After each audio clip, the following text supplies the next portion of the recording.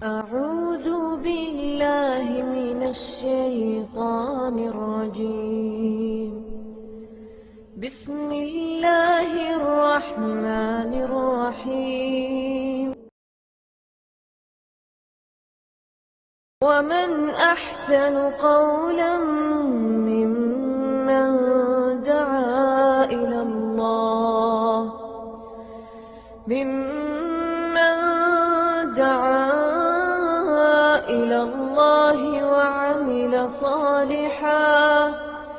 وعمل صالحا وقال إنني من المسلمين.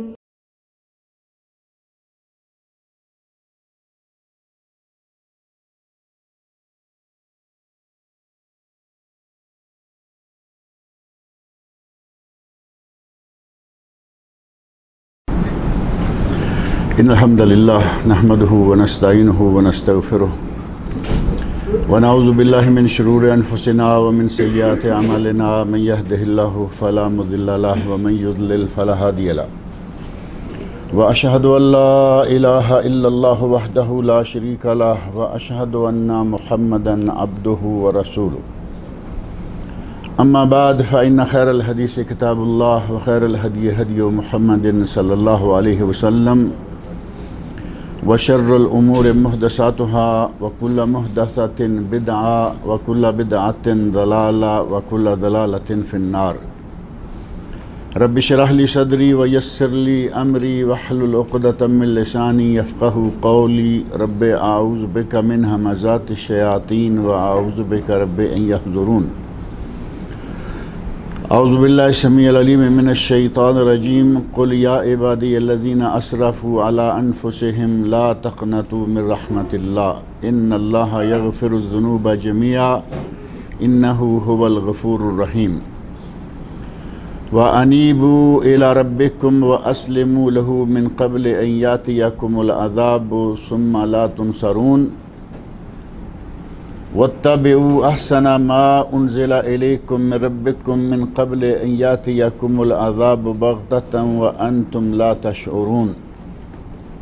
ان تقول نفس یا حسرة علی ما فرطت فی جنب اللہ وان کنت لمن الساخرین. یہ سورۃ الزمر کی چند آیات ہیں. آیت نمبر 53 سے لے کر 56 تک جو میں نے ابھی آپ کے سامنے پڑھی ہیں. ان آیات میں اللہ رب العزت نے اپنے نبی صلی اللہ علیہ وسلم سے خطاب فرماتے ہوئے اپنے بندوں کو بعض ہدایات دی ہیں، اور اگر جو صریح الفاظ ہیں یہاں قرآن کریم کے انہی پہ رہیں تو ایسے لگتا ہے کہ جیسے نبی صلی اللہ علیہ وسلم کہتے ہیں یا عبادی، جبکہ نبی صلی اللہ علیہ وسلم تو یہ کہہ ہی نہیں سکتے. بندے تو اللہ کے ہوتے ہیں، نبی صلی اللہ علیہ وسلم کے بندے نہیں. نبی صلی اللہ علیہ وسلم کے صحابی، نبی صلی اللہ علیہ وسلم کے امتی، نبی صلی اللہ علیہ وسلم کے تابع دار، تابع فرمان کچھ بھی کہا جا سکتا ہے، لیکن بندے صرف اللہ کے ہوتے ہیں. تو یہاں علماء تفسیر نے لکھا ہے کہ قل، اے میرے نبی میری طرف سے کہہ دیجئے، یعنی یہ جو پیغام ہے وہ میرا پیغام ہے. میرا پیغام لوگوں کو دینے کے لیے انہیں کہہ دیجئے یا عبادی الذین اسرفوا علی انفسہم، اے میرے وہ بندو جنہوں نے اپنی جانوں پر زیادتی کی ہے. اسراف کا معنی زیادتی کرنا، اور اسراف کا معنی حد سے بڑھنا. حد سے بڑھنا بھی تو زیادتی ہے نا. اگر کوئی گناہوں میں حد سے بڑھ جاتا ہے یا اللہ رب العزت کی جو مقرر کردہ حدود ہیں ان سے آگے نکل جاتا ہے تو وہ اسراف کے معنی میں آتا ہے. اللہ رب العزت کہہ رہے ہیں کہ اے میرے نبی ان سے کہہ دیجئے جو گناہوں میں حد سے بڑے ہوئے ہیں، لا تقنطوا من رحمت اللہ، اللہ کی رحمت سے نا امید نہ ہو جاؤ. اللہ کی رحمتوں کے خزانے اتنے بڑے ہیں کہ گناہگار سے گناہگار انسان بھی ہو تو وہ اس کے لیے اللہ رب العزت کی رحمتیں بے پایاں ہیں، بے کنار ہیں، اس کی کوئی حد اور شماری نہیں ہے. ان اللہ یغفر الذنوب جميعا، اللہ سارے کے سارے گناہ معاف کر دیتا ہے. انہو هو الغفور الرحیم، بے شک وہ بخشنے والا اور رحم کرنے والا ہے۔ صحیح بخاری شریف میں اس آیت کے نزول کا سبب موجود ہے۔ صحیح بخاری میں نبی صلی اللہ علیہ وسلم نے بتایا ہے کہ یہ آیت کب نازل ہوئی، یا نبی اکرم صلی اللہ علیہ وسلم کے صحابہ کرام یہ چیزیں بیان کرتے ہیں کہ یہ آیت فلاں موقع پر نازل ہوئی، اس وقت کیا واقعہ رونما ہوا۔ نبی صلی اللہ علیہ وسلم کو بعض مشرکین اور کفار آپ کی خدمت میں حاضر ہوئے اور آ کے کہنے لگے کہ ہم نے تو بہت گناہ کیے ہیں، ہم نے بہت گناہ کیے ہیں، اب اگر ہم مسلمان ہو بھی جائیں تو پھر کیا ہوگا؟ اتنے گناہ کیے ہوئے ہیں کہ اب ہم شاید اتنی نیکیاں نہ کر پائیں گے کہ نیکیوں کے ذریعے گناہ مٹ جائیں۔ تو انہوں نے مایوسی کا اظہار کیا کہ گناہ اتنے کر چکے ہیں، اب کچھ راستہ نظر نہیں آتا کہ ہمارا کیا بنے گا، کیا ہوگا۔ تو اس وقت اللہ رب العزت نے یہ آیت نازل فرمائی کہ اے میرے نبی ان سے کہہ دو لا تقنطوا من رحمت اللہ، تم جو کہہ رہے ہو کہ ہم نے شرابیں پیں، ہم نے زناکاری کی، ہم نے فلاں گناہ کیے فلاں کیے، اللہ رب العزت کی رحمت سے نا امید نہ ہو جاؤ۔ اب اس سے بڑا شرک سے بڑا گناہ کیا ہے؟ تمام گناہوں میں سے سب سے بڑا گناہ ہے شرک۔ نبی صلی اللہ علیہ وسلم کی کئی احادیث ہیں جن میں آپ نے کبیرہ گناہوں کی طرف اشارے فرمائے ہیں، جن میں سے ایک مشہور و معروف وہ حدیث ہے جس میں ہے اجتنبوا السبع الموبقات، 7 ہلاکت خیز گناہوں سے بچ جاؤ۔ ایک حدیث میں ہے الا اخبرکم الا انبئکم ان اکبر الکبائر، میں تمہیں کبیرہ گناہوں میں سے بھی بڑے گناہوں کے بارے میں نہ بتاؤں۔ یہ کبیرہ گناہوں سے متعلقہ جتنی بھی احادیث ہیں ان سب میں سب سے پہلے شرک کا ہی ذکر آتا ہے کہ سب سے پہلے اور سب سے بڑا گناہ جو ہے وہ شرک ہے، اللہ کے ساتھ کسی کو شریک کرنا۔ اور وہ خود آ کے کہتے ہیں کہ ہم شرک میں مبتلا ہیں، شرک کر رہے ہیں، شرک کرتے آ رہے ہیں، زناکاری، فسق و فجور اور دیگر گناہ، ہماری زندگی گناہوں سے لت پت ہے، اب ہم ایمان بھی لے آئیں، مسلمان بھی ہو جائیں تو کیا ہوگا؟ ان کی مایوسی کا حال دیکھ کر اللہ رب العزت نے اپنے نبی صلی اللہ علیہ وسلم کو اس آیت کے ذریعے کہا کہ آپ ان سے کہہ دو لا تقنطوا من رحمت اللہ، تم اللہ کی رحمتوں سے مایوس نہ ہو جاؤ، اللہ کی رحمتوں سے نا امید نہ ہو جاؤ۔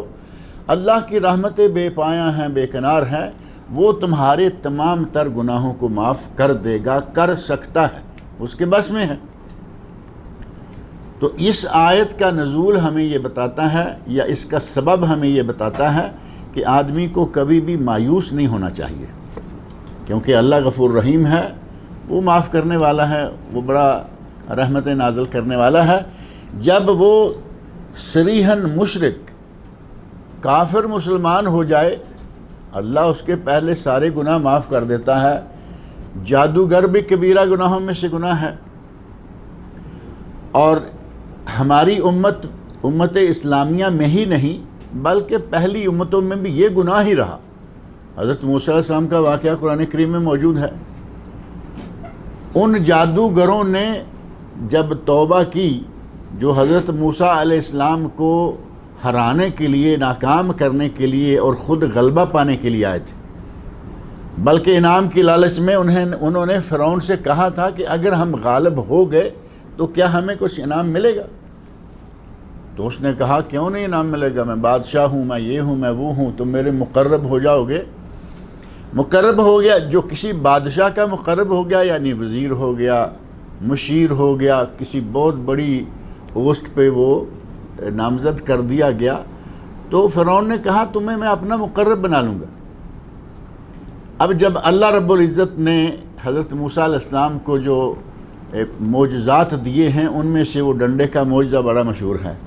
موسیٰ علیہ السلام کا عصا بہت بڑا اژدہا بن گیا، تفصیلی واقعہ آپ سنتے رہتے ہیں، قرآن کریم میں موجود ہے۔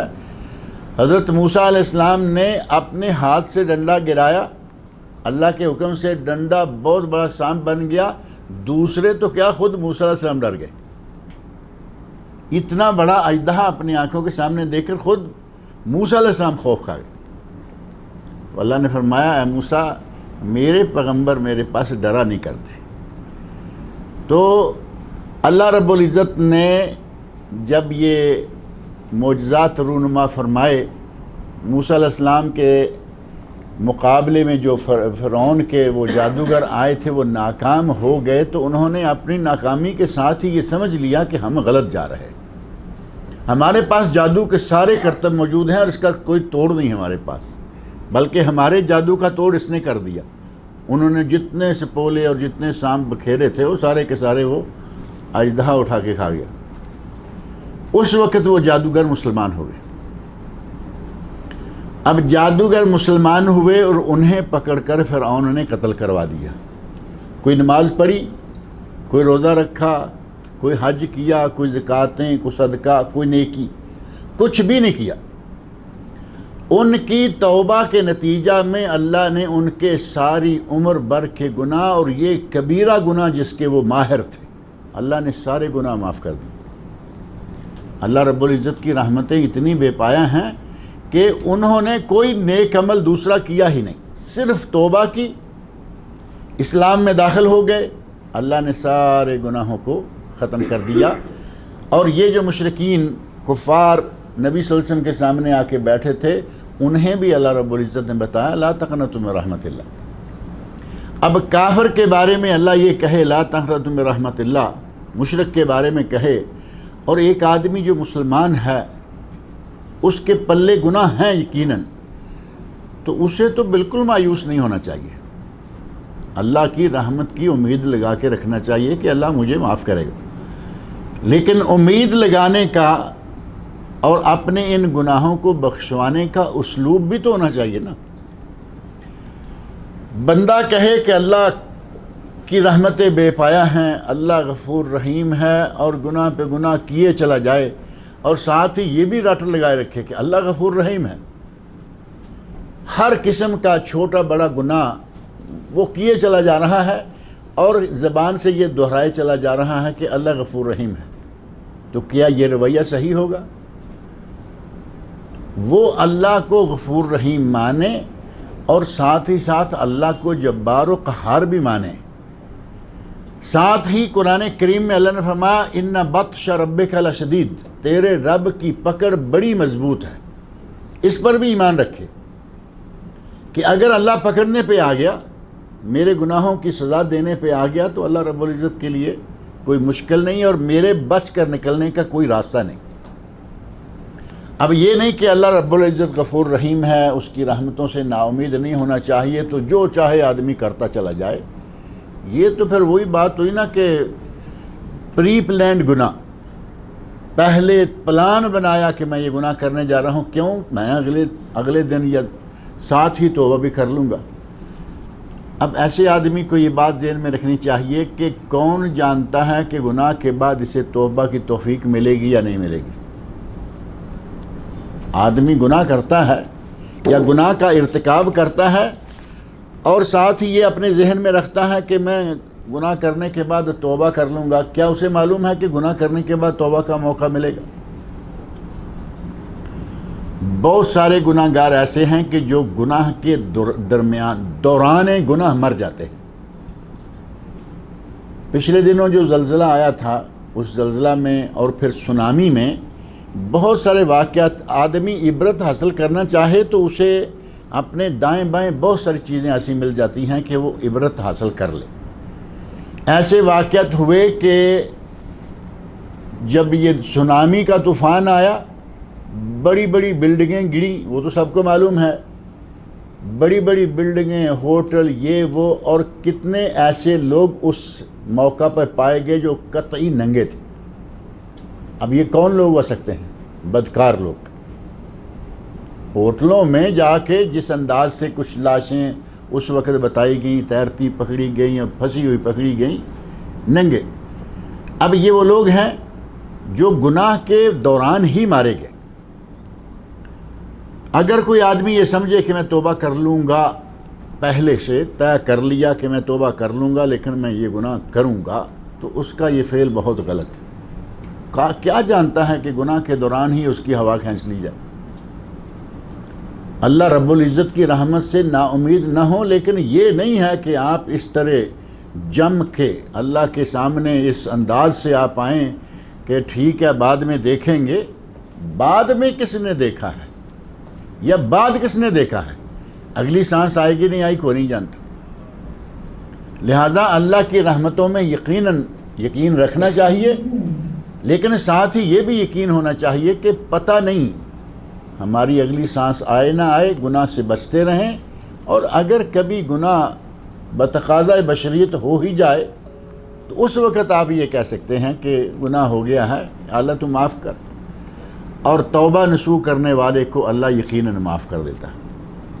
اللہ نے ان جادوگروں کو معاف کر دیا، اور تو اور صحیح بخاری اور صحیح مسلم کا وہ مشہور واقعہ جس آدمی نے 100 قتل کیے ہیں۔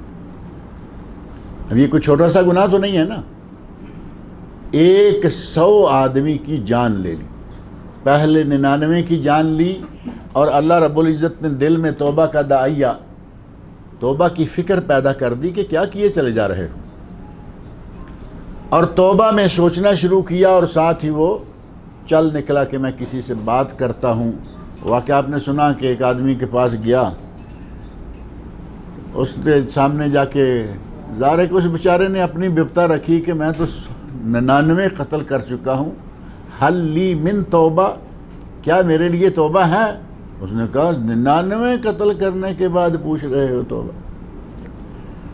تو اس نے جیسے ہی سنا کہ یہ توبہ کا دروازہ بند بتا رہا ہے کہ میرے لیے تو توبہ نہیں، تو اس نے کہا کہ جب توبہ نہیں ہے تو نکالی تلوار اور اس کا بھی کام تمام کر دیا کہ ٹھیک ہے نہیں ہے تو نہیں ہے، پھر جب جانا ہے جہاں جانا ہی جانا ہے تو ایک اور صحیح، جہاں اتنے کیے ہیں ایک اور سے 100 پورا کر دیا۔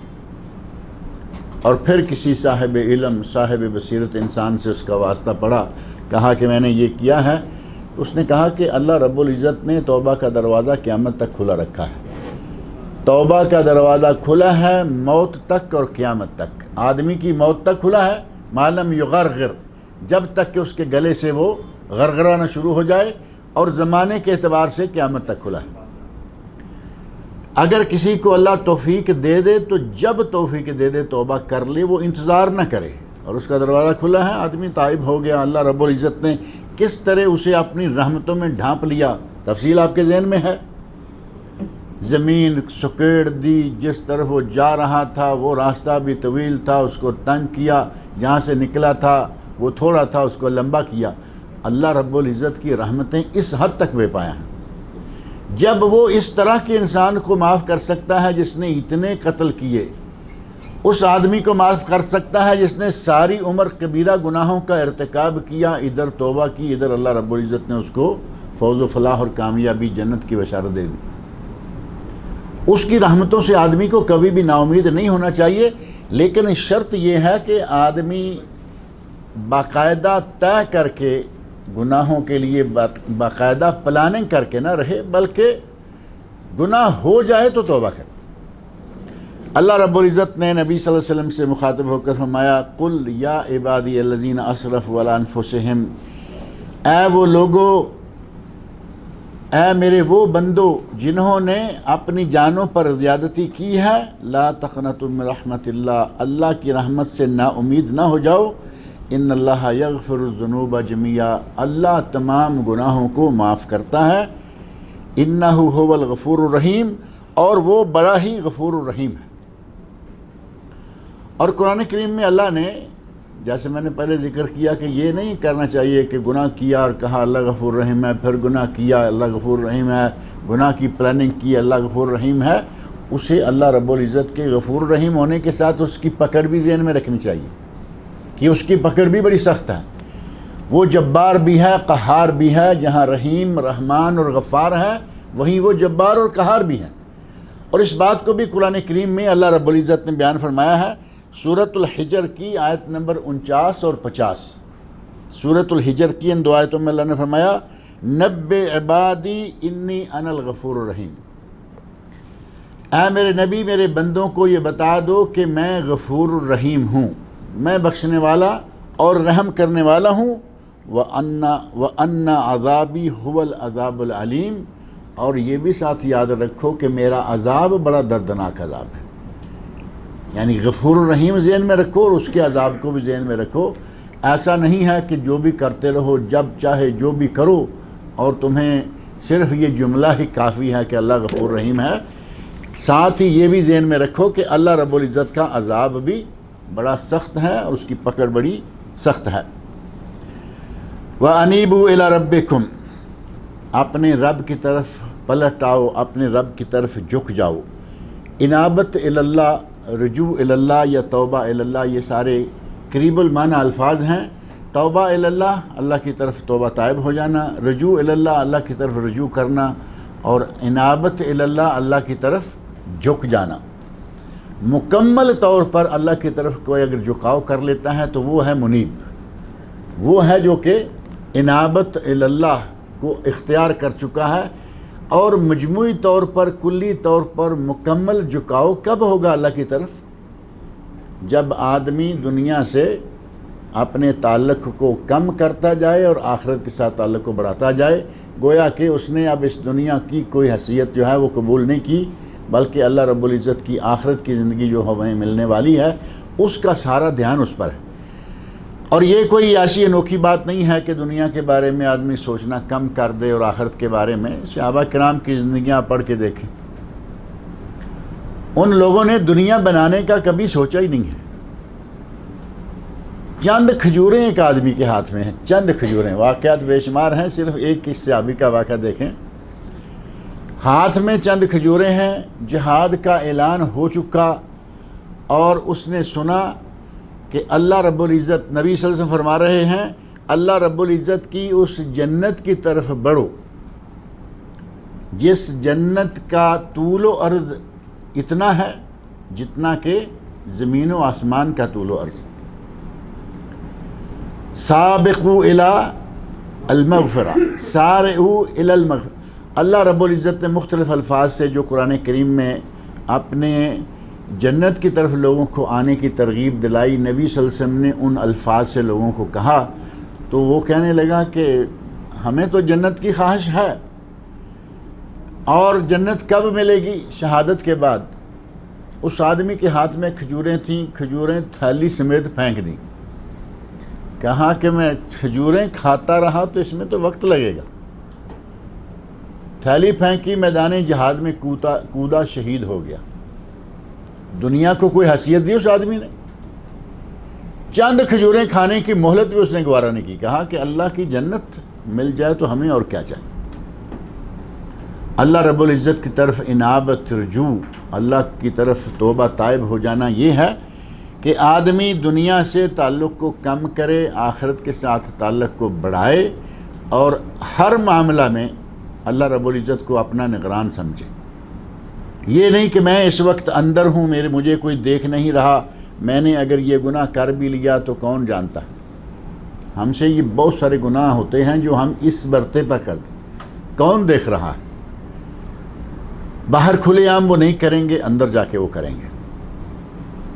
اللہ رب العزت کو اگر کوئی اندر باہر، دن کو رات کو، روشنی میں اندھیرے میں اپنا نگران مان لیتا ہے، اس کی زندگی سنور جاتی، گناہ اس سے کم ہونا شروع ہو جاتے ہیں۔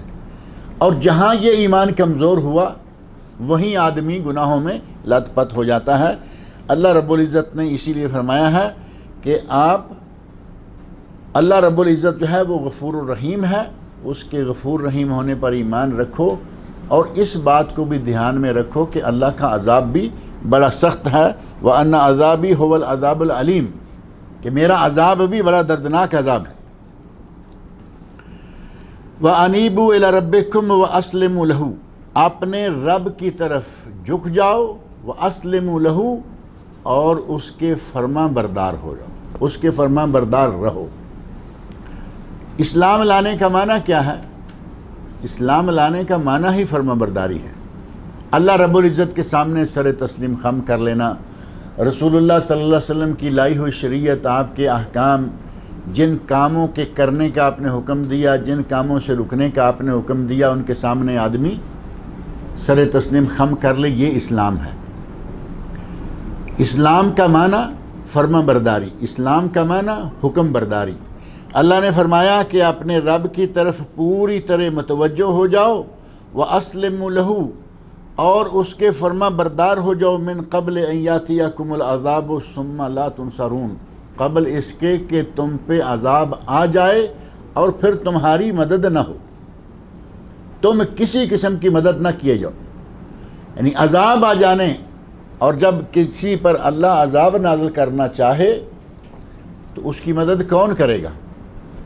اللہ نے صاف صاف کہا ہے، جا بجا قرآن کریم میں کہا ہے کہ اگر میں نے پکڑ لیا تو تمہیں کسی کی مدد نصیب نہیں ہوگی، کوئی تمہاری مدد کو نہیں پہنچے گا۔ نعرے لگانا الگ بات ہے جو ہمارے پاک و ہند میں لگتے رہتے ہیں کہ ہم پہنچیں گے، ہم چھڑائیں گے، ہم بچائیں گے، پل صراط سے پار ہم نکالیں گے، وہ تو اتنے لمبے چوڑے دائرے ہوتے۔ قرآن کریم کو کہاں لے کے جاؤ گے؟ قرآن میں بار بار اللہ رب العزت کہہ رہا ہے میں پکڑ لوں کوئی مدد کو نہیں آئے گا، میں نے دبوچ لیا تمہاری مدد کے لیے کوئی بڑے سے بڑا، وہاں تو انبیاء تک دم نہیں مار سکتے، کوئی دوسرا کون ہوگا؟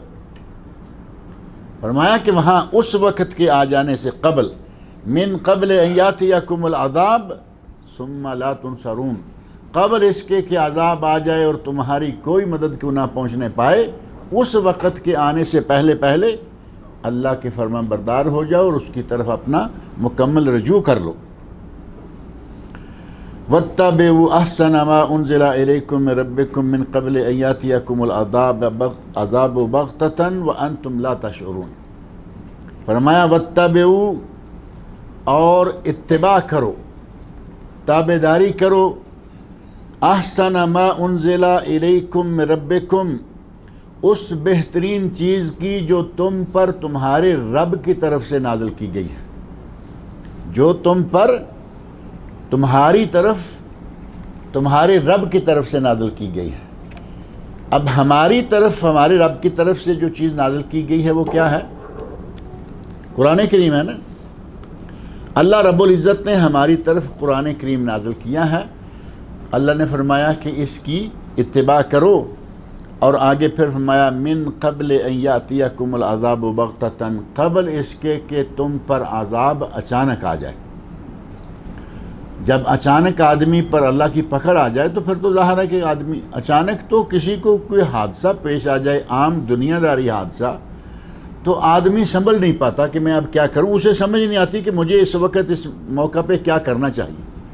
اور اگر اللہ کی پکڑ، گناہوں کے نتیجوں میں اللہ کے عذاب آ جائے اچانک تو آدمی کیا کر پائے گا؟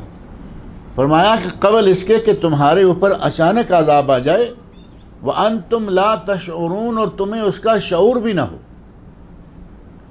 اچانک عذاب آ جائے، تمہیں اس کا پتہ تک نہیں کہ عذاب آنے والا ہے، آ جائے گا، کب آ جائے گا، کوئی شعور نہیں، اچانک عذاب پکڑ لے، اس وقت کے آنے سے پہلے پہلے اس بات کی اتباع اور پیروی کر لو، فرمان برداری کر لو جو تمہارے رب نے تمہاری طرف بہترین نازل کی ہے، اور بہترین نازل شدہ قرآن کریم ہے۔ اللہ رب العزت نے ہماری طرف جو بہترین نازل چیز کی ہے وہ ہے اللہ رب العزت کی کتاب قرآن کریم۔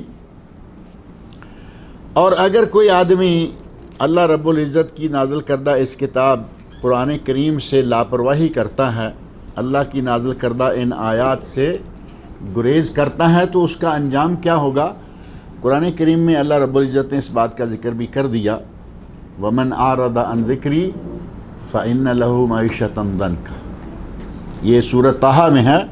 سورۃ طٰہٰ کی آیت نمبر 124 سے لے کر آگے کی بعض آیات میں یہ بات اللہ رب العزت نے ذکر فرمائی ہے، وَمَنْ أَعْرَضَ عَنْ ذِكْرِي فَإِنَّ لَهُ مَعِيشَةً ضَنْكَ جس نے میری یاد، جس نے میرے ذکر، جس نے میری کتاب قرآن کریم سے اعراض برتا، یعنی عمل نہ کیا بلکہ اعراض، منہ موڑا، فَإِنَّ لَهُ مَعِيشَةً ضَنْكَ اس کی زندگی تنگ کر دی جائے گی، اس کی زندگی اجیرن کر دی جائے گی، وہ زندگی میں تنگی میں رہے گا۔ وَنَحْشُرُهُ يَوْمَ الْقِيَامَةِ أَعْمَىٰ اور صرف زندگی میں نہیں کہ زندگی تنگی میں گزری، ترشی میں گزری، بلکہ اس کو قیامت کے دن محشر کے میدان میں اندھا اٹھایا جائے گا۔ وَنَحْشُرُهُ اور ہم اسے اٹھائیں گے، محشر کے میدان میں اسے لائیں گے، کس حال میں؟ اعمیٰ کہ وہ اندھا ہوگا۔ قال رب لم حشرتنی اعمیٰ کہے گا کہ یا اللہ تو نے مجھے اندھا کیوں اٹھایا ہے؟ وقد كنت بصیرا، میں تو آنکھوں والا تھا، میں تو بصارت والا تھا، میری آنکھیں تھیں، مجھے آج اندھا کیوں اٹھایا گیا ہے؟ تو اسے کیا جواب دیا جائے گا؟ قال كذلك اتتك آیاتنا فنسیتها، اللہ رب العزت اسے جواب دیں گے کہ اسی طرح ہماری آیات تمہارے پاس آئیں اور تو آیات کو بھول گیا۔ وَكَذَلِكَ الْيَوْمَ تُنْسَى، آج اسی طرح تو بھی بھلا دیا جائے گا۔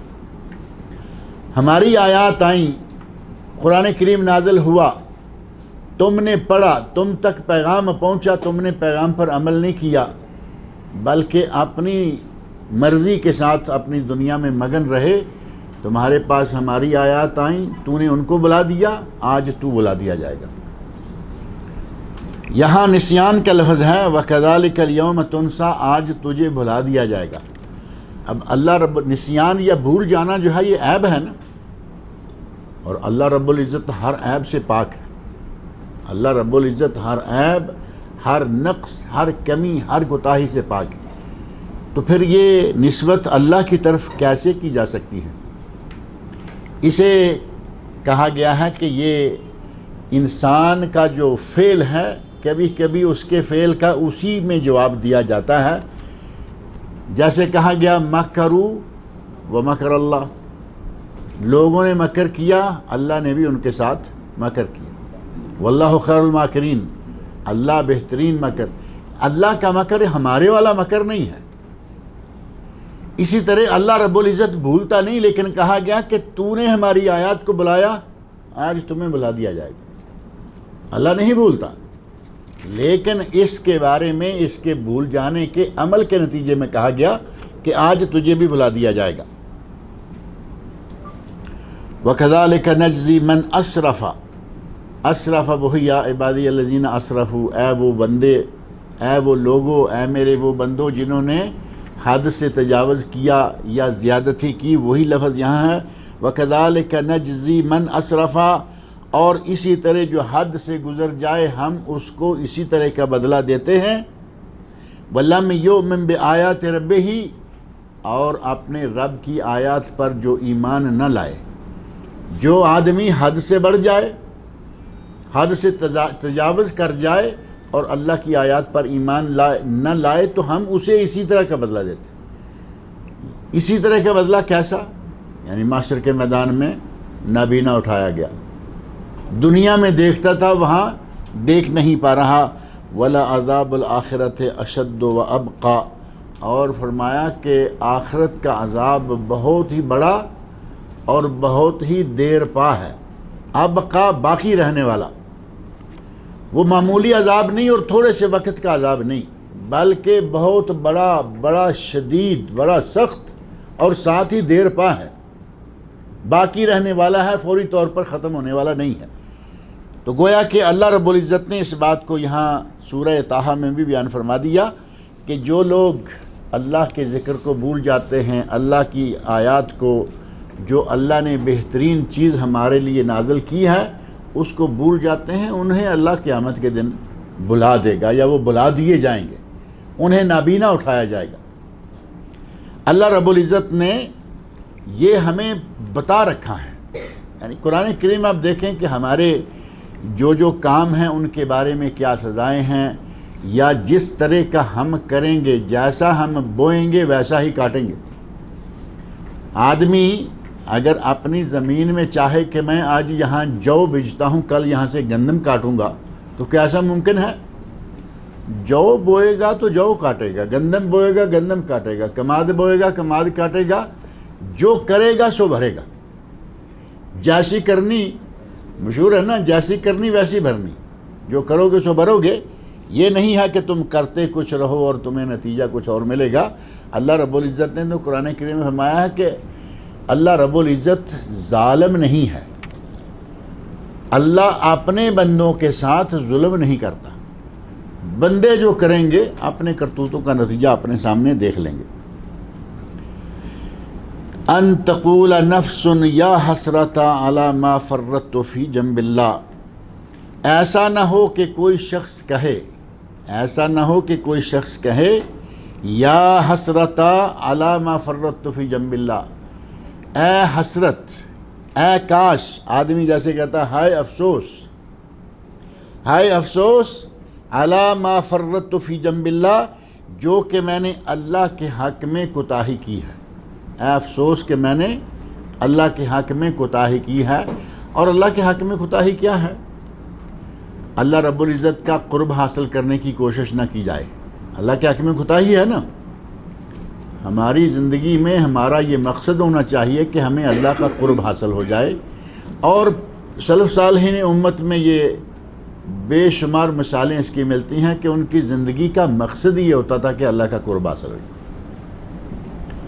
رسول اللہ صلی اللہ علیہ وسلم کا قرب حاصل ہو جائے۔ اور نبی صلی اللہ علیہ وسلم نے اپنے قریب جن لوگوں کو قیامت کے دن پانا ہے ان کی باقاعدہ خبر دے رکھی کہ کون لوگ ہوں گے جو میرے قریب ترین ہوں گے۔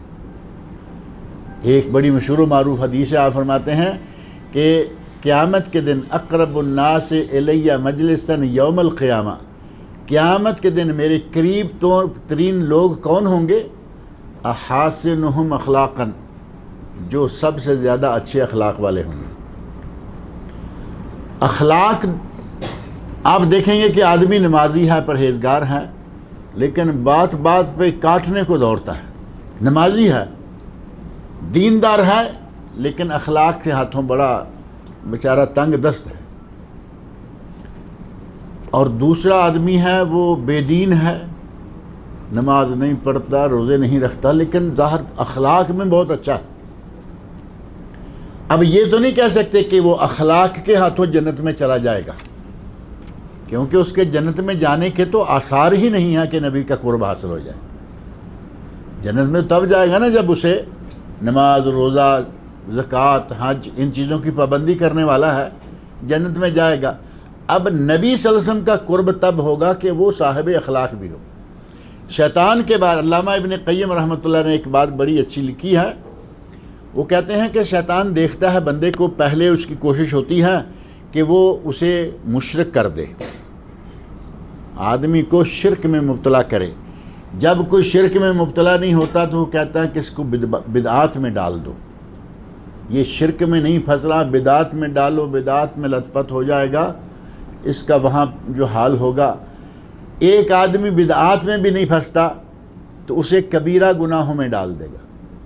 شرک بدعت جو کہ عقیدے سے تعلق رکھنے والی چیزیں ہیں، اس سے اگر وہ بچ گیا تو اسے کبیرہ گناہوں میں مبتلا کر دے گا۔ کبیرہ میں نہیں آیا، صغیرہ میں ڈال دے گا۔ اگر کوئی اور شکل نہیں رہتی تو اسے مباحات کے اندر اس طرح پھنسا دے گا کہ وہ بڑی بڑی چیزیں بھول جائے گا۔ مباحات کیا ہیں؟ جن کے بارے میں شریعت نے کوئی سختی نہیں کی، معاملہ کھلا ہے، کرو نہ کرو تمہاری مرضی ہے۔ اسے ان معاملات میں اتنی دلچسپی اس کے دل میں پیدا کر دے گا کہ آدمی مباحات میں پھنس کر بڑے بڑے فرائض چھوڑنا شروع ہو جائے گا اور بڑی بڑی کوتاہیاں اور گناہ کرنے لگے گا۔ اسی طرح کچھ لوگ ہیں کہ اللہ رب العزت نے انہیں عقیدہ توحید دیا، بہت بڑی نعمت ہے۔ اگر کسی کو عقیدہ توحید مل جائے تو یہ بہت بڑی نعمت ہے۔ اللہ رب العزت کی توحید کا اقرار کر لے آدمی، دل میں اس کے لیے جگہ بن جائے، سمجھے کہ اس کی آخرت سنور گئی۔ لیکن اس کا معنی یہ بھی تو نہیں ہے نا کہ عقیدہ توحید صحیح ہو گئی، اب ہمیں کسی دوسرے کام کی پرواہ نہیں ہے۔ یہ بھی کبھی کبھی ہوتا، بلکہ بکثرت ہوتا ہے کہ آدمی عقیدے کے اعتبار سے بہت اچھا ہے لیکن اخلاق کے ہاتھوں بڑا تنگ دست، اخلاق کا بہت کمزور ہے۔ مختلف قسم کی برائیاں، بیماریاں جن کا تعلق اخلاق سے ہے، اس میں وہ بہت ہی پھنسا ہوا ہے۔ ایک طرف اچھی مل گئی اور دوسری طرف اس کے بالکل برعکس مل گئی۔ عقیدہ صحیح ہے، کردار صحیح نہیں، عقیدہ صحیح ہے، اخلاق صحیح نہیں۔ نبی صلی اللہ علیہ وسلم فرماتے ہیں کہ جو میرے نزدیک ترین ہوگا، جو سب سے زیادہ بہترین اخلاق والا ہوگا۔ تو اللہ کا قرب حاصل کرنے کے لیے آدمی کو کوشش کرتے رہنا چاہیے۔ ما علی ما فرطت فی جنب اللہ کا معنی یہ ہے کہ میں نے اللہ کا قرب حاصل کرنے میں جو کوتاہی کی ہے۔ ایک معنی اس کا یہ کیا جاتا ہے کہ اللہ کا قرب حاصل کرنے میں اور دوسرا مطلق اطاعت، کہ میں نے اللہ کی اطاعت میں جو کوتاہی کی ہے۔ آدمی کہے گا اے کاش، اے میری حسرت، اے میری بربادی، اے میری ہلاکت، میں نے اللہ کا قرب حاصل کرنے میں بہت کوتاہی کی ہے، اور وہ کہے گا وَإِن كُنتُ لَمِنَ السَّاخِرِينَ، کہ میں تو زندگی میں مذاق ہی کرتا رہا، میں تو زندگی بھر مذاق ہی کرتا رہا، مذاق ہی اڑاتا رہا۔ یہ آدمی کہے گا کب؟ جب عذاب کو اپنے سامنے اچانک دیکھ لے گا تو کہے گا کہ میں کیا کرتا رہا، میں نے عمر جو ہے کس طرح گزار دی۔ ان تقولا، ایسا نہ ہو کہ ان تقولا نفسن، کہ کوئی یہ کہے یا حسرتا، ہائے افسوس، علی ما فرطت فی جنب اللہ، کہ میں نے اللہ کے حق میں یہ کوتاہی کیوں کی ہے۔ آدمی افسوس کرے گا اور کہے گا وَإِن كُنتُ لَمِنَ السَّاخِرِينَ، کہ میں تو مذاق اڑانے والوں میں ہی رہا، میں تو اپنی زندگی میں ایسے مذاق ہی اڑائے رکھا، دینداروں کا مذاق اڑانا۔ اگر کوئی سنت کا پیروکار ہے، سنت پر عمل کرنے والا ہے، تو اس کا مذاق اڑانا، کہے گا کہ میں تو مذاق ہی اڑاتا رہا۔ او تقولا، یا پھر وہ یہ کہے لو ان اللہ ہدانی لکنت من المتقین، اگر مجھے اللہ ہدایت دے دیتا تو میں متقی ہو جاتا۔ اب یہ دیکھیں، اپنے گناہ کو اللہ کے کھاتے میں ڈالنے کے چکر میں، اگر مجھے اللہ ہدایت دے دیتا تو میں متقی ہو جاتا، اگر مجھے اللہ ہدایت دے دیتا تو میں ہدایت پر ہوتا۔ اس کا معنی یہ کہ اس کو نعوذ باللہ اللہ نے گمراہ کیا ہے۔ اللہ رب العزت نے میری تیری ہدایت کے لیے قرآن نازل کیا، نبی صلی اللہ علیہ وسلم کو مبعوث کیا کہ قرآن میں اگر کوئی چیز سمجھ نہ آئے گی میرا نبی سمجھائے گا، قرآن میں اصول ہیں، قاعدے ہیں، ان کی تفصیل میرا نبی بتائے گا۔ اور آدمی کہے کہ مجھے اگر اللہ نے تیری ہدایت کے لیے سارے راستے کھولے، اب تو کسی راستے پہ نہیں چل رہا، تو کیا اللہ زبردستی، اللہ نے اگر زبردستی کرنی ہوتی تو پھر امتحان کا کوئی معنی نہیں رہتا۔ اللہ چاہتا تو کیا پوری دنیا کا ہر انسان مسلمان ہو سکتا تھا یا نہیں؟ اللہ چاہتا تو ہو سکتا تھا۔ اللہ رب العزت نے یہ معاملہ انسان کو دے دیا کہ یہ تمہارے اختیار میں ہے، نیکی کرو یا برائی۔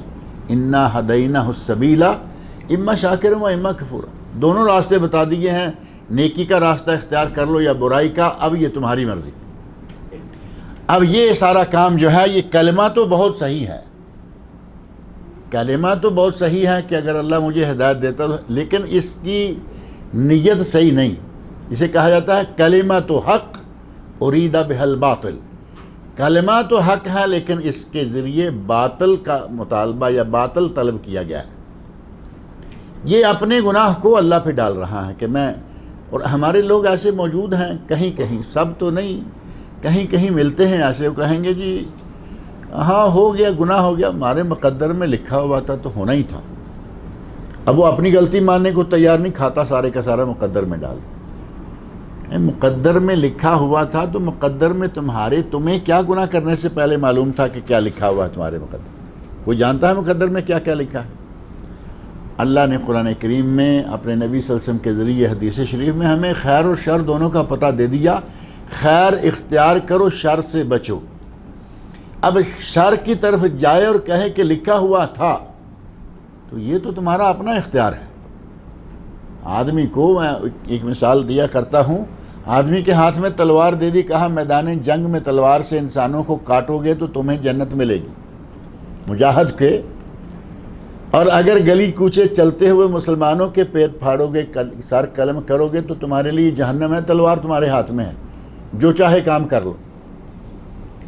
اب اسے جہاد میں جانے کا موقع ملے اور وہاں نہ جائے اور یہاں قتل و غارت کرتا پھرے اور پھر کہے کہ میری قسمت میں لکھا ہوا تھا۔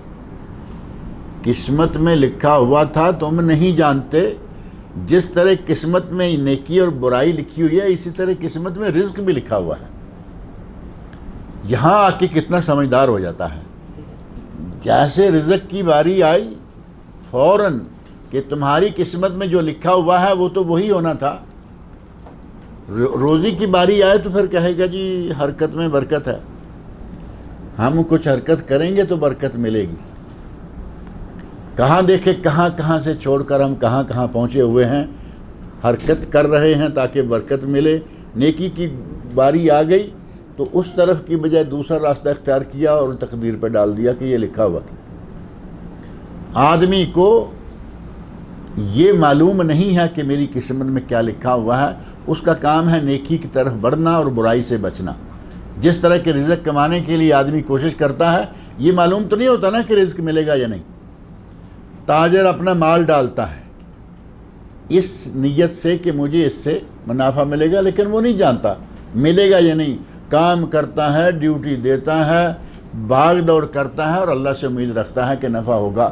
اسی طرح ہمیں بھی نیکی کی تلاش میں رہنا چاہیے, برائی سے بچنے کی کوشش کرنا چاہیے. پھر اگر کچھ ہوتا ہے تو پھر اس کے بعد آدمی یہ کہے تو بات بھی بنتی ہے. پہلے سے طے ہے کہ ہم نے یہی کہنا ہے کہ اگر ہمیں اللہ ہدایت دیتا تو ہم ہدایت پر ہوتے. لو ان اللہ ہدانی لکنت من المتقین. کہا یہ کوئی نہ کہے, کوئی نفس یہ نہ کہے, کوئی شخص یہ نہ کہے کہ اگر اللہ ہدایت دیتا تو میں ہدایت پر ہوتا. اللہ نے تو ہدایت کے سارے راستے ہمارے لیے کھول دیے. اب ہدایت کو اختیار کرنا یا اختیار نہ کرنا یہ بندے کے اپنے ہاتھ میں ہے. او تقول حین تر العذاب لو ان لی کرۃ فاکون من المحسنین. یا پھر یہ کہے کہ اگر مجھے اللہ دوبارہ بھیج دے, اگر مجھے اللہ دوبارہ بھیج دے, دنیا میں دوبارہ زندہ کر دے تو پھر کیا ہوگا؟ فَأَكُونَ مِنَ الْمُحْسِنِينَ. تو پھر میں نیکی کرنے والوں میں سے ہوگا. یعنی یہ اس کی حسرت جو ہے, مرنے کے بعد اپنے سامنے عذاب دیکھ رہا ہے اور یا دنیا میں اپنے سامنے عذاب دیکھنا شروع کر رہا ہے. پتہ ہے کہ اب شاید میں بچوں یا نہ بچوں. تو آپ دیکھتے ہوں گے لوگ بڑی اس طرح کی باتوں کا اظہار کرتے ہیں, اے اللہ اگر تو نے مجھے بچا لیا تو میں پھر یہ کروں گا وہ کروں گا. اور بچا لیا, اللہ نے بچا لیا, واقع بچا لیا, اور پھر وہ وہیں جہاں تھا وہیں کا وہیں. مرنے کے بعد بھی آدمی یہ خیال کرے گا, بلکہ اللہ سے مطالبہ کرے گا. قرآن کریم میں یہ موضوع کئی جگہ پر آیا ہے. اللہ سے مطالبہ کرے گا کہ اے اللہ مجھے ایک مرتبہ دوبارہ بھیج, اب میں یہ اور وہ کر کے آؤں. اللہ کہے گا کہ تمہیں بہت مہلت دی تھی, بہت مدت تم دنیا میں رہے, اور آج جو تم دعوے کر رہے ہو کہ میں یہ کروں گا وہ کروں گا, تمہیں بھیج بھی آ جائے تو تم وہی کرو گے جو کر کے آئے. ایسا حسرت برا جو انداز ہوگا قیامت کے دن, وہ کوئی فائدہ نہیں دے گا. یہی دنیا ہے, یہی زندگی ہے جس میں ہم نے خیر یا شر جو بھی اپنانا ہے, یہیں یہ سارا کچھ کرنا ہوگا. او تقول حین تر العذاب. یا پھر عذاب کو اپنی آنکھوں کے سامنے دیکھ کر یہ کہے, لو ان لی کرۃ, اگر مجھے ایک مرتبہ دوبارہ بھیجا جائے, فاکون من المحسنین, تو میں محسنین نیکی کرنے والوں میں سے ہو جاؤں گا. بلا قد جاءتک آیاتی. اب اس کی ان حسرتوں کا اللہ جواب دے رہے ہیں, کہتے ہیں کہ ہاں تمہارے پاس میری آیات آئی تھی. اب یہ نہیں کہ تم دنیا میں ہو کے آگے اور تمہیں پتہ ہی نہیں تھا خیر کیا ہے شر کیا ہے, تمہیں کسی نے رہنمائی نہیں کی, بلکہ بلا قد جاءتک آیاتی, تمہارے پاس میری آیات آئیں, میرے احکام پہنچے, یہ کرنا ہے یہ نہیں کرنا ہے, تمہیں اس بات کی باقاعدہ اطلاع دی گئی. فَكَذَّبْتَ بِهَا, تو نے میری آیات کو جھٹلا دیا, میرے احکام کے مطابق عمل نہیں کیا بلکہ انہیں جھٹلا دیا. وَاسْتَكْبَرْتَ, اور تو نے تکبر کا راستہ اختیار کیا. وَكُنْتَ مِنَ الْكَافِرِينَ, اور تو کافروں میں سے ہو گیا, یا تو تھا ہی کافروں میں سے. اللہ رب العزت فرمایا کہ تو نے میری آیات کو دیکھ کر ان پر عمل کرنے کی بجائے, میرے سامنے عاجزی اختیار کرنے کی بجائے تو نے تکبر کا راستہ اختیار کیا. اور تکبر کیا ہے؟ نبی اکرم صلی اللہ علیہ وسلم سے صحیح مسلم میں حدیث ہے, نبی صلی اللہ علیہ وسلم سے صحابہ نے پوچھا, یا رسول اللہ, انسان اس بات کو پسند کرتا ہے کہ اس کا جوتا اچھا ہو, اس کا کپڑا اچھا ہو, تو کیا یہ تکبر ہے؟ ظاہر ہے کہ انسان کا جی چاہتا ہے کہ صاف ستھرا کپڑا ہو، صاف ستھرا جوتا ہو، اور وہ صاف ستھرے کپڑوں میں خوبصورت سا نظر آئے، تو کیا یہ تکبر ہے؟ تو نبی اکرم صلی اللہ علیہ وسلم نہیں، ان اللہ جمیل و یحب الجمال، اللہ تو خود جمیل ہے اور اسے جمال پسند ہے، اللہ خوبصورت ہے، اسے خوبصورتی پسند ہے۔ اب خوبصورتی کا معنی یہ بھی تو نہیں ہے نا کہ آدمی لپسٹک لگا لے اور وہ نیل پالش لگائے ہوئے، جس کے لیے جو خوبصورتی ہے اسی کو اختیار کرے۔ نبی اکرم صلی اللہ علیہ وسلم نے مرد کی خوبصورتی کے لیے اس کو جو میک اپ بتایا ہے وہ تو معروف ہے نا، طیب الرجال ما ظہر ریحہ وخفی لونہ، مردوں کا میک اپ یا مردوں کی خوشبو یہ ہے کہ اس میں سے مہک آئے لیکن رنگ نظر نہ آئے۔ وطیب النساء ما ظہر لونہ وخفی ریحہ، عورتوں کا میک اپ یہ ہے کہ اس کا رنگ نظر آئے لیکن مہک نہ آئے۔ مہک عورتوں سے غیر محرم لوگوں میں چلنے پھرنے کے دوران اگر پھوٹتی ہے تو نبی صلی اللہ علیہ وسلم نے اس عورت کے بارے میں بہت سخت الفاظ استعمال کیے، مایا کہ وہ زانی عورت ہے جو اس طرح کی خوشبو لگا کے غیر لوگوں میں نکلتی ہے، وہ زانی ہے۔ لہذا خوشبو لگانا جو شرعاً ہمارے لیے ہے وہ لگائے۔ مردوں کے لیے خوبصورت لباس ہیں، سفید لباس پہنے، اگر کسی رنگ کا پہن لیتا ہے پہنے، لیکن اسی سفید میں اور رنگ میں کپڑے کی نوعیت میں فرق ہے، مرد کے لیے اور ہے، عورت کے لیے اور ہے۔ آدمی خوبصورت قسم کا کپڑا لے اور جو لیڈیز کے لیے استعمال ہوتا ہے وہ یہ پہن لے تو یہ کیا خوبصورتی شمال ہوگی؟ یہ تو وہ شخصیت بن جائے گا جس پر اللہ کے نبی نے لعنت فرمائی ہے۔ اللہ کے نبی نے فرمایا کہ جو عورتوں کی مشابہت مرد کرے اس پر لعنت، اور جو مردوں کی مشابہت عورت کرے اس عورت پر لعنت۔ جس کے لیے جو چیز ہے وہ صاف ستھری اچھی پہنے، صاف ستھرا رہے، جمیل خوبصورت لگے۔ اللہ کو خوبصورتی پسند ہے کیونکہ وہ خود خوبصورت ہے۔ صحابی کے کپڑوں کے بارے میں، جوتوں کے بارے میں سوال کرنے کا جواب دینے کے بعد پھر نبی صلی اللہ علیہ وسلم نے تکبر کی تعریف کرتے ہوئے فرمایا، الکبر بطر الحق وغمط الناس۔ تکبر یہ نہیں ہے کہ خوبصورت لباس پہن لے، تکبر یہ ہے کہ انسان حق کا انکار کرے اور لوگوں کو اپنے آپ سے حقیر سمجھے۔ حق کا انکار آپ سمجھ سکتے ہیں کیا ہوگا؟ یعنی آپ کے سامنے حق آیا ہوا ہے اور آپ اس کو اختیار نہیں کر رہے، یہ حق کا انکار کرنا ہے۔ اور غمط الناس، لوگوں کو اپنے سے حقیر سمجھنا۔ آپ نے اچھا لباس پہنا ہوا، اب اس کا معنی یہ تو نہیں ہے کہ جس کے پاس وہ قیمتی لباس نہیں ہے آپ ناک منہ چڑھاتے ہوئے اس کے پاس سے گزریں، اس کے سلام کا جواب دینے کے لیے آپ تیار نہ ہوں۔ کیا یہ حق ہے؟ یہ ہے دوسروں کو حقیر سمجھنا۔ بڑے عہدے کا آدمی ہے، وہ چھوٹے عہدے والے کے سلام کا جواب دینے کو تیار نہیں ہے۔ مالدار ہے، وہ غریب کے سلام کا جواب دینے کو تیار نہیں۔ یہ ہے دوسروں کو، دوسرے لوگوں کو حقیر سمجھنا۔ نبی صلی اللہ علیہ وسلم فرمایا کہ یہ ہے صحیح معنوں میں تکبر، دوسروں کو حقیر سمجھے اور حق کا انکار کرے۔ ورنہ اللہ کو خوبصورت لباس مردوں کا ہو، خوبصورت لباس عورتوں کا ہو، اللہ کو یہ چیزیں پسند ہیں۔ تکبر اور چیز ہے۔ اللہ رب العزت انسان کی ان حسرتوں کا کہ میں نے اللہ کا قرب حاصل کرنے میں یا اللہ کی اطاعت میں کمی کیوں کی، میں تو ساری عمر مذاق ہی اڑائے چلتا رہا، اگر مجھے اللہ ہدایت دیتا تو میں ہدایت پر ہوتا، متقی ہوتا، یا یہ کہے جب عذاب دیکھ لے کہ یا اللہ مجھے دوبارہ بھیج، میں کچھ کر کے آؤں گا۔ ان سب کے جواب میں اللہ نے فرمایا بلا قد جاءتک آیاتی، ہاں تیرے پاس میری آیات آئی تھیں، فکذبت بہا، تو نے ان آیات کا انکار کر دیا تھا، تو نے ان آیات کو اختیار کرنے کی بجائے انکار کیا، واستکبرت، اور تواضع کی بجائے استکبار کا راستہ اختیار کیا، تکبر کیا، وکنت من الکافرین، اور تو تھا ہی کافروں میں سے یا تو کافر ہو گیا، یعنی اللہ کی نعمتوں کا انکار کرتا رہا۔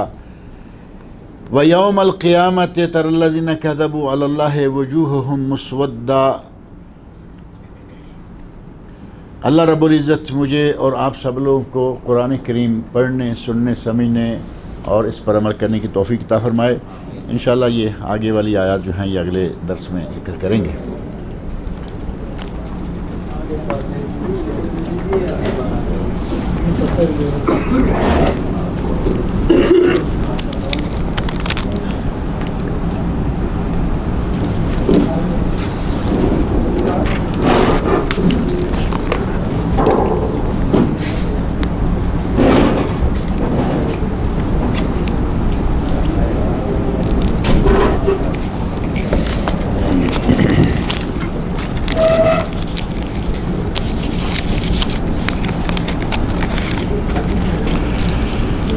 انڈیا کے لوگ حج کے لیے آتے ہیں، حج کے تمام ارکان کسی نے ادا کر لیے، حج وداع بھی کر لیا، حج وداع نہیں طواف وداع کر لیا۔ شاید وہ کہتے ہوں گے کہ حج کو الوداع کرنا جو ہے وہ طواف وداع ہے۔ طواف وداع بھی کر لیا کیونکہ جدہ رشتہ داروں سے ملنے جانا تھا۔ اب جدہ سے احرام بند کر دوبارہ عمرہ کر سکتے ہیں یا نہیں؟ اگر وہاں جا کے وہ رکا رہا، کافی عرصے رکا رہا، تو دوبارہ وہ احرام باندھ کے جدہ سے، یعنی جدہ کے مقیمین میں سے ہو گیا، تو پھر وہ جدہ سے احرام باندھ کے دوبارہ عمرہ کر لے۔ لیکن نبی صلی اللہ علیہ وسلم کا جو عمل مبارک ہے اس سے پتہ چلتا ہے کہ آپ نے ایک سفر میں وہی حج عمرہ کیا جو کہ حج عمرہ تھا، جو آپ پہلے کر چکے ہیں۔ ہمیں بتایا کہ حج طواف وداع بھی کر چکے، یعنی حج کے تمام معاملات سے فارغ ہو گئے۔ اس کے بعد جدہ میں رشتہ داروں کے یہاں قیام کیا۔ اب پھر وہ ہمیں خیال آتا ہے کہ میں اکیلا حج کر کے جاؤں گا تو چاچا کا عمرہ رہ گیا، اماں کا بھی رہ گیا، تائے کا بھی رہ گیا، پھوپھا کا بھی رہ گیا، ان سب کا بھی ایک ایک عمرہ کرنا ہے۔ اب جدہ سے شروع کر دیے، لوگ مکہ میں بیٹھے بیٹھے مسجد عائشہ سے آ رہے ہیں، جا رہے ہیں۔ نبی صلی اللہ علیہ وسلم نے ایک حج و عمرہ کیا اور واپس چلے گئے۔ اصل عمل وہی ہے۔ اور آج جمعہ میں بھی یہ بات آئی تھی، اگر کسی نے ثواب زیادہ کرنا ہے، اجر کی زیادہ مقدار حاصل کرنی ہے، تو اس کے لیے کیا کرنا بہتر ہے؟ علامہ ابن باز رحمۃ اللہ علیہ نے اپنے فتوی میں کہا کہ اگر ثواب زیادہ چاہیے تو طواف زیادہ کریں، اور اگر گنتی زیادہ چاہیے تو عمرے زیادہ کریں۔ اب وہ تو ہوگا نا کہ میں 10 عمرے کر کے آیا ہوں، اب دوسرا کہتا ہے میں حج کر کے آیا ہوں، یہ کہتا ہے میں حج بھی کیا، 10 عمرے کیا۔ سب لوگوں کی نظروں میں ایسا ہو جاتا کہ یہ تو بیچارہ شاید خالی آ گیا۔ وہ سنت کے عین مطابق کام کر کے آیا ہے۔ آپ نے جو بھی کیا ہے نبی صلی اللہ علیہ وسلم نے وہ نہیں کیا ہوا۔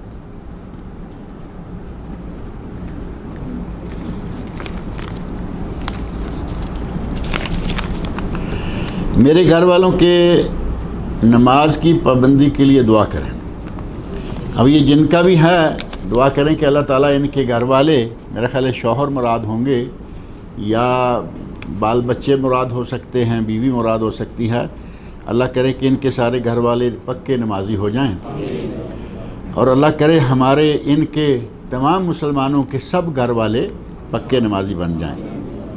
مباح کی مثالیں کیا ہیں؟ مباح سے مراد اصل میں یہ ہوتا ہے کہ جس کام کے کرنے پر نیکی اور چھوڑنے پر گناہ نہ ہو۔ ایک کام آپ کرتے ہیں، اس کے کرنے پہ کوئی نیکی نہیں، چھوڑ دیں کوئی گناہ نہیں۔ اب مثال کے طور پر آپ یہ کر لیں کہ لوگ واک کرتے ہیں، سیر کرتے ہیں، اس میں کوئی نیکی ہے؟ نہ کریں تو کوئی گناہ ہے؟ نہیں۔ جائز معقول قسم کا کوئی کھیل ہے، کھیلتے ہیں، کچھ کھیل ہیں جو ناجائز ہیں۔ اگر کوئی جائز قسم کا کھیل کھیلتے ہیں تو وہ مباح ہوگا کہ اس کو نہ کرنے پہ گناہ نہیں، کرنے پہ کوئی ثواب نہیں۔ لیکن اگر اسی کے نتیجہ میں فرائض چھوٹ رہے ہیں، کچھ ذمہ داریاں چھوٹ رہی ہیں، تو پھر وہ گناہ میں لے جائے گا، لیکن اصلاً وہ مباح ہے۔ ایسے ہی مباحات جو ہیں، آدمی کو وہ چیزیں، وہ کام جن میں گناہ ثواب نہیں ہے، آدمی کو اس میں پھنسا دیا، اور شیطان کا کام تو ہو گیا نا۔ اس کا زیادہ وقت ایسے کاموں میں لگ رہا ہے کہ جن میں نہ گناہ نہ ثواب، تو گناہ والے کام کرنے کا موقع اگر نہیں مل رہا تو ثواب والے بھی تو چھوٹ رہے. تو وہ ایک وقت ایسا آئے گا کہ اس کے ساتھ ہی گناہ والے بھی شروع کر دے گا اور نیکی کرنے والے جو ہیں وہ کام اس سے پیچھے ہٹتے چلے جائیں گے. عشاء کی نماز 8:10 تک ختم ہو جاتی ہے، تو اگر 8:30 بجے درس شروع ہو جائے تو کچھ آسانی ہونے کا امکان ہے. آپ کا کیا خیال ہے؟ یہ اچھا خیال ہے یا نہیں؟ اگلا درس انشاءاللہ 8:30 بجے شروع کریں گے انشاءاللہ. لیکن اس کے ساتھ آپ کا تعاون ضروری ہے. اب 8:30 بجے آپ آنا شروع کریں گے اور ہم آدھا گھنٹہ یہاں بیٹھے رہیں گے تو پھر آپ کے لیے تو اچھا ہو گیا، لیکن ہمارے لیے کیا ہو گیا؟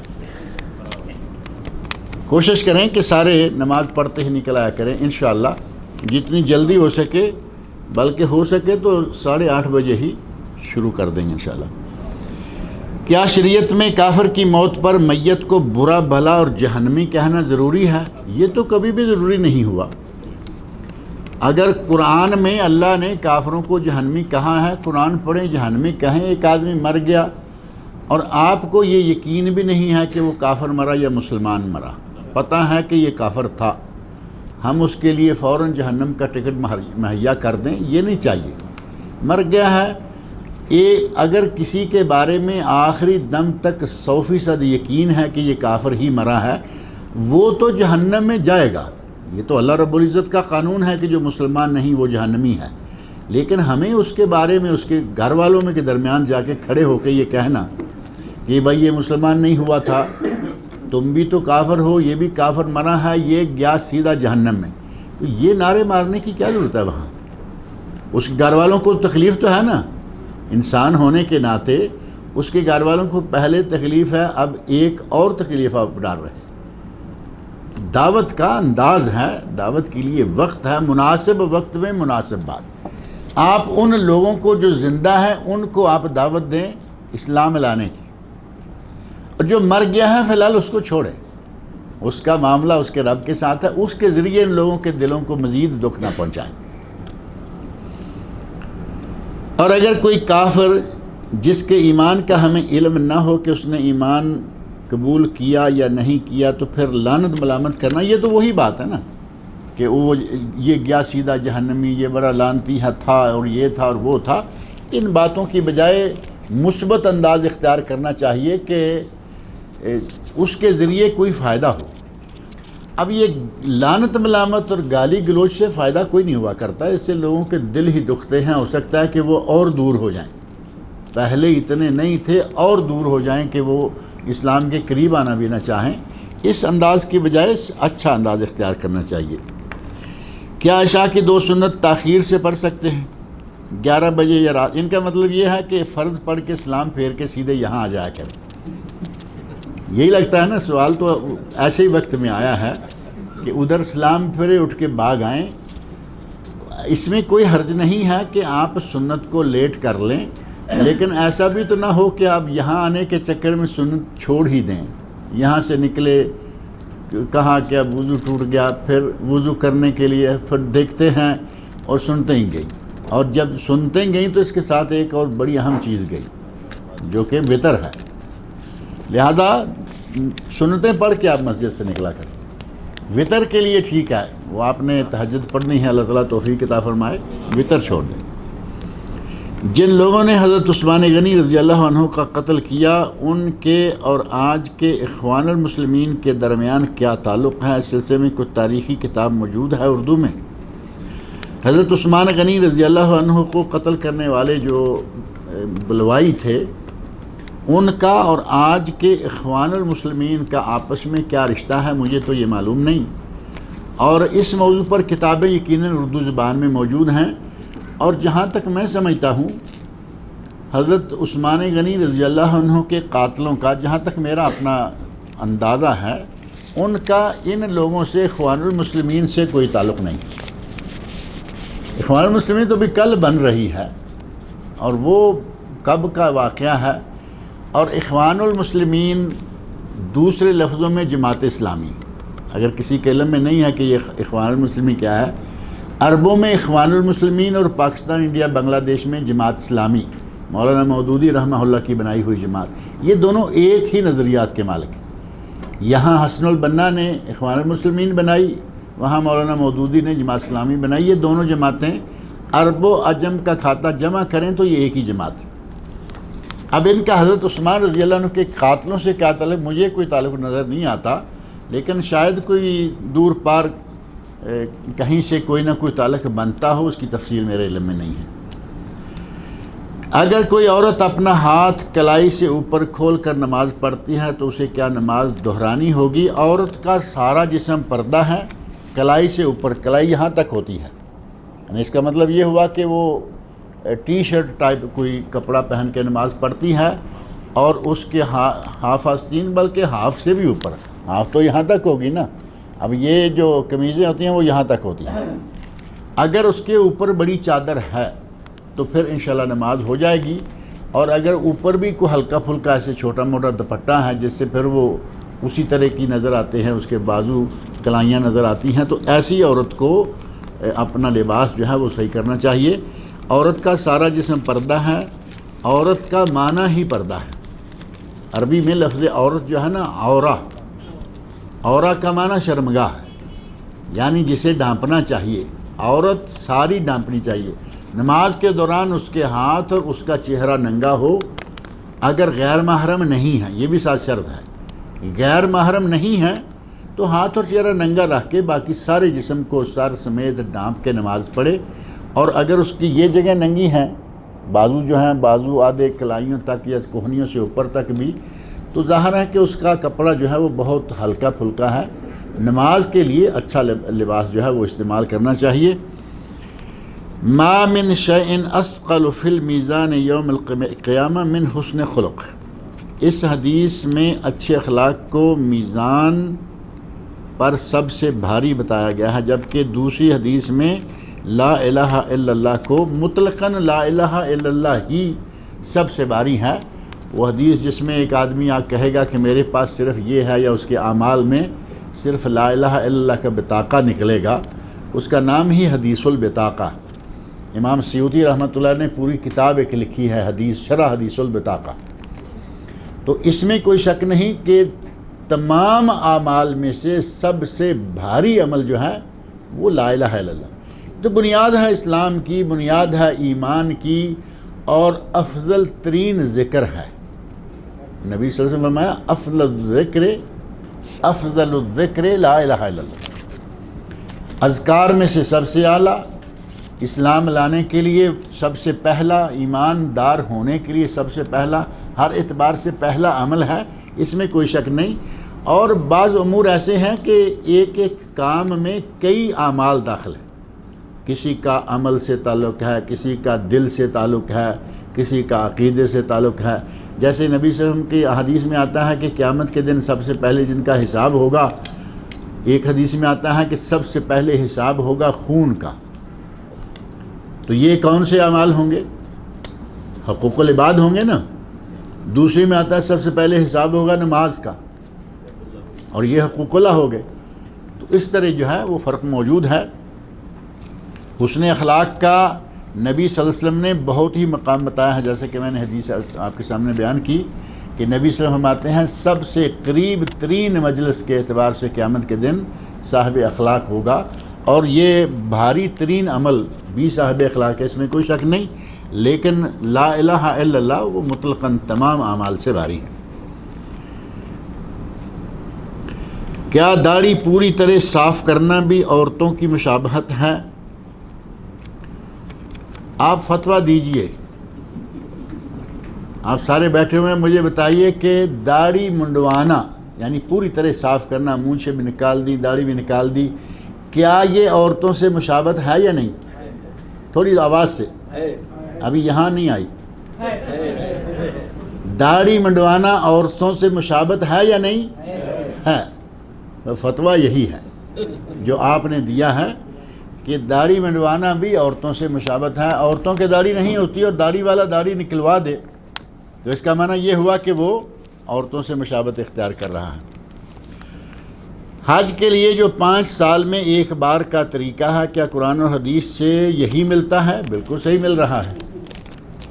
یہ تو آپ گورنمنٹ کی سٹمپ پہ اعتراض کرنا چاہ رہے ہیں، لیکن نبی صلی اللہ علیہ وسلم کی حدیث سے بھی ثابت ہوتا ہے کہ ہر سال اگر کوئی نہیں بھی کرتا، وہاں یہ تو نہیں ہے کہ ایک سال جو حج کرے اس کے بعد اس کو سٹمپ لگا دیں، لیکن حدیث قدسی ہے، اللہ رب العزت کا ارشاد ہے، نبی صلی اللہ علیہ وسلم فرماتے ہیں کہ اللہ فرماتا ہے ان عبدن صححت لہ جسمہ، میں نے اپنے بندے کے جسم میں صحت دی، تندرستی دی، ووسعت علیہ فی المعیشہ، اور اس کی معیشت کو میں نے وسعت دی، یعنی مال و دولت سے بھی اسے نوازا، تمضی علیہ 5 اعوام لا یفد الیہ لمحروم، اس پر 5 سال گزر جاتے ہیں وہ میرے پاس نہیں آتا، یہ محروم انسان ہے۔ تو اس کا معنی یہ کہ 5 سال میں حج کر لینا چاہیے، اللہ نے توفیق دی، مال ہے، پیسہ ہے، وقت ہے، تو 5 سال میں ایک مرتبہ حج کر لینا چاہیے۔ لیکن اگر کوئی ہر سال کرتا ہے تو منع نہیں، اگر کسی وجہ سے کوئی 5 سال میں بھی نہیں کر پاتا تو انشاءاللہ تعالی اس میں بھی کوئی ایسی بات نہیں، لیکن توفیق ہو تو اس حدیث کی روح سے 5 سال میں ایک مرتبہ کر ہی لینا چاہیے۔ وطر کی نماز قضا ہو جائے تو کتنی رکعت پڑھنی چاہیے اور کیسے پڑھی جائے؟ وطر کی نماز اگر کوئی آدمی صرف وطر ہی پڑھنے کا عادی ہے، یعنی وطر ہی پڑھتا ہے، یہاں مسجد میں نہیں پڑھا، گھر گیا تھوڑی دیر کے بعد وطر ہی پڑھ لیے، اور 3 رکعتیں وطر پڑھتا ہے، قضا ہو جائیں تو پھر 3 ہی پڑھے، اس کے تو وہی قضا ہوئے۔ لیکن اگر کوئی آدمی وطر پڑھتا ہے لیکن تہجد کے وقت پڑھتا ہے، ساتھ میں 2 رکعتیں اور ملا کے 4 رکعتیں اور ملا کے وہ تہجد کا عادی ہے، تہجد کے قضا ہو جانے کی صورت میں سورج نکلنے کے بعد 12 رکعتیں، تہجد کتنی رکعتیں ہوتا ہے؟ 11 رکعت، تہجد 11 رکعت ہے، 11 پڑھے یا 9 پڑھے یا 7 پڑھے، جتنا کسی کو وقت مل جائے، جتنی توفیق مل جائے۔ لیکن اگر وہ قضا ہو جاتا ہے تو نبی اکرم صلی اللہ علیہ وسلم قضا تہجد جو ہے وہ دن کے وقت سورج نکلنے کے بعد 12 رکعتوں کی شکل میں ادا کرتے تھے۔ لہٰذا اگر کسی کا تہجد قضا ہو، نماز تہجد قضا ہو تو 12 رکعتیں پڑھے، اور اگر صرف وطر ہی پڑھا کرتا ہے وہ قضا ہو گیا تو ظاہر ہے کہ وہ وطر ہی پڑھے گا، لیکن اس کے لیے بھی زیادہ صحیح یہی ہے جو نبی صلی اللہ علیہ وسلم کے اس عمل مبارک سے نظر آتا ہے کہ اگر 3 وطر پڑھا کرتا تھا تو دن کے وقت وہ 4 رکعتیں پڑھ لے، کیونکہ دن کا وطر کون سا ہے؟ مغرب کی نماز، اور رات کا وطر یہ ہے۔ اب دوپہر کو آپ نے اگر وطر پڑھے اور 3 رکعتیں پڑھی، مغرب کو بھی آپ نے وطر ہی قرار دیا ہے، تو دن میں 2 وطر ہو جائیں گے نا، رات میں 2 وطر ہو جائیں، جائز نہیں ہے، ثابت نہیں ہے، بلکہ نبی صلی اللہ علیہ وسلم نے صاف طور پر فرمایا ہے لا وطران فی لیلۃ واحدہ، ایک رات میں 2 وطر نہیں، تو دن میں بھی 2 وطر نہ ہوں، اس لیے ضروری ہے کہ 3 کی بجائے 4 رکعتیں پڑھ لیں۔ ایک بے اولاد بیوہ خاتون کا انتقال ہو گیا ہے، 1 بھائی اور 3 بہنیں حیات ہیں، بے اولاد بیوہ ہے، یعنی وہ خود بیوہ بھی ہے اور بے اولاد بھی ہے، اس کا کوئی بچہ بھی نہیں ہے، 1 بھائی اور 3 بہنیں حیات ہیں، 1 بڑی بہن فوت ہو چکی ہے، جو فوت ہو چکی ہے وہ تو ظاہر ہے کہ اس کے وارثوں میں سے نکل گئی، وراثت کے معاملات میں ویسے تو ظاہر ہے کہ اس کی بہن تھی، لیکن جب وراثت کا مسئلہ آئے تو جو کسی کے زندہ ہوتے فوت ہو جائے وہ وراثت میں حصہ نہیں لے سکتا۔ بیٹا فوت ہو گیا ہے باپ کی زندگی میں، اس کے بچے موجود ہیں، اس کی بیوہ موجود ہے، لیکن ان کو حصہ نہیں ملے گا۔ باپ کی مرضی ہے کہ وہ اپنی طرف سے وصیت کر جائے کہ بھائی میرا بیٹا فوت ہو گیا، میری بہو ہے، میرے پوتے پوتیاں ہیں، ان کو میرے کل مال میں سے اتنا دے دینا، 1/3 کے اندر 1/3 مال کے اندر وہ وصیت کر کے دے جائے، جائز، لیکن وہ وراثت میں حصے دار نہیں ہوں گے۔ لہذا یہ جو بڑی بہن کہا کہ فوت ہو چکی ہے، اگر وہ اس بیوہ خاتون کی زندگی میں فوت ہو چکی ہے تو وہ وراثت کے کھاتے میں نہیں آئے گے۔ جن کے 4 بچے ہیں ان بچوں کو بھی کچھ نہیں جائے گا، اگر زندگی میں فوت ہو چکی تو بچوں کو بھی نہیں آئے گا، الا یہ کہ بہن فوت ہو چکی تھی، بچے موجود تھے، اس نے اپنے بھانجیوں کے لیے یا اپنے بہنوئی کے لیے کچھ دینا چاہا تو اسی وصیت کے طور پر 1/3 کے اندر یہ وصیت کر سکتی ہے۔ اب کہتے ہیں کہ باقی کی وصیت جو ہے وہ باقی کی وراثت جو ہے وہ کیسے تقسیم ہوگی؟ 1 بھائی 3 بہنیں حیات، یعنی جو چوتھی ہے وہ میرا خیال فوت ہوئی ہے، تو 3 بہنیں اور 1 بھائی، یہ بنیں گے 5 حصے، 2 حصے بھائی کو اور 1 حصہ بہنوں کو مل جائے گا جو فوت ہو گئی۔ اگر واقعی فوت ہو چکی ہے تو وہ محروم، اور اس کے بچے جو ہیں وہ بھی محروم رہیں گے۔ 5 حصے ٹوٹل کر کے 2 حصے بھائی کو اور 1 حصہ ہر بہن۔ کیا کہا کسی نے؟ چلیے، اللہ تعالی ہمیں آپ سب کو نیک عمل کی توفیق عطا فرمائے۔